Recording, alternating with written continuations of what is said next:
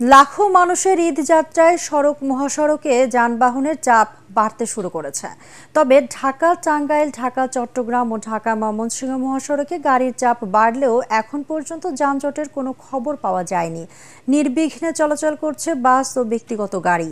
আজ থেকে 5 এপ্রিল পর্যন্ত টানা 9 দিনের ছুটিতে দেশ। লম্বা ছুটির কারণে অনেকে আগেভাগে পরিবারের সদস্যদের পাঠিয়ে দিয়েছেন বাড়ি। সে কারণেও মহাসড়কে যানবাহনের চাপ অন্যান্য বছরের তুলনায় কিছুটা কম বলে জানিয়েছেন পরিবহন সংশ্লিষ্টরা। গতকাল বৃহস্পতিবার শেষ কর্মদিবসে বিকালের পর থেকে রাজধানী ছাড়তে বাস ও ট্রেন স্টেশনে ঘরমুখী মানুষের ঢল নামে। লঞ্চেও ছিল যাত্রীদের চাপ। মহাসড়কে বড় যানজট না হলেও রাজধানী থেকে বের হতে যানজটে আটকে থাকতে হচ্ছে যাত্রীদের। বাস টার্মিনালগুলোতে যাত্রীদের দীর্ঘ লাইন দেখা গেছে। সিরাজগঞ্জের যমুনা সেতু পশ্চিম সংযোগ মহাসড়কে যানবাহনের চাপ বৃদ্ধি পেয়েছে। এদিকে যমুনা সেতু টোল প্লাজায় উত্তরবঙ্গগামী যাত্রীবাহী বাস ও মোটরসাইকেলের দীর্ঘ সারির সৃষ্টি হয়েছে। যমুনা সেতু সাইট অফিসের নির্বাহী প্রকৌশলী আহসানুল কবির পাভেল জানান, যাতে যানজটের সৃষ্টি না হয় সেজন্য পূর্ব ও পশ্চিম উভয় প্রান্তে 9টি করে 18টি লেনে টোল নেওয়া হচ্ছে। মোটরসাইকেলের জন্য টোল প্লাজায় পৃথক লেন করা হয়েছে। এদিকে ঢাকা চট্টগ্রাম মহাসড়কের নারায়ণগঞ্জ অংশে যানবাহনের বাড়তি চাপ থাকলেও যান চলাচল স্বাভাবিক রয়েছে। অন্যদিকে ট্রেনের শিডিউল স্বাভাবিক থাকায় পরিবারের সদস্যদের সঙ্গে ঈদ করতে আনন্দেই রাজধানী ছাড়ছেন যাত্রীরা।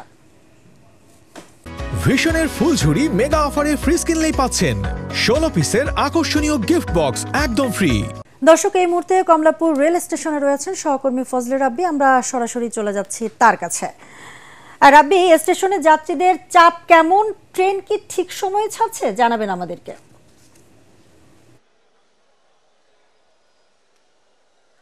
ধন্যবাদ রাত্রি।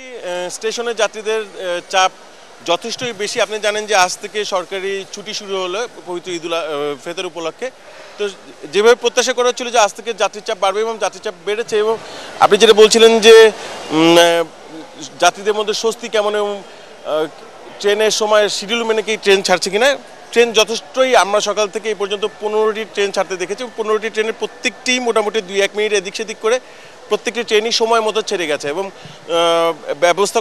ব্যবস্থাপনার কথা যদি বলেন, যে যাত্রী ব্যবস্থাপনায় সকালের দিকে কোনো ট্রেনে ছাদে ওঠার চেষ্টা করেছিল যাত্রীরা, কিন্তু এখানে কমলাপুর স্টেশনের যারা দায়িত্বে রয়েছেন তারা তাদেরকে নামিয়ে দেন। এবং এছাড়া যারা টিকিট ছাড়া কোনো যাত্রী আসলে স্টেশনে ঢুকতে পারছেন না। মোটামুটি 3 স্তরের একটা নিরাপত্তা, তাদেরকে টিকিট দেখে যেহেতু কমলাপুর স্টেশনে প্রবেশ করতে হচ্ছে, ফলে অবাঞ্ছিত লোকজন স্টেশনে প্রবেশ করতে পারছে না এবং যাত্রীদের মধ্যে কোনো ভোগান্তি তৈরি করতে পারছে না, কিংবা যাত্রীদের যে স্বস্তির জায়গাটিতে আসলে অন্যান্যবার যেটি দেখা যায় যে পিক পকেটিং কিংবা অন্যান্য হ্যাসেলগুলো, সেগুলো হচ্ছে না।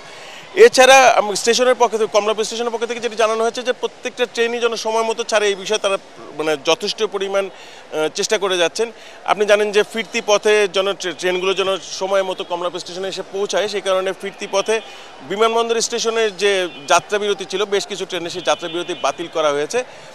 এছাড়া এই সব কিছু মিলিয়ে আসলে যাত্রীদের সাথে আমরা কথা বলে যেটা জানলাম যে তারা বেশ স্বস্তির সাথে এবার তারা ঈদ যাত্রায় বাড়িতে যেতে পারছেন এবং বিষয়টিকে তারা বেশ আনন্দের সাথে গ্রহণ করেছেন।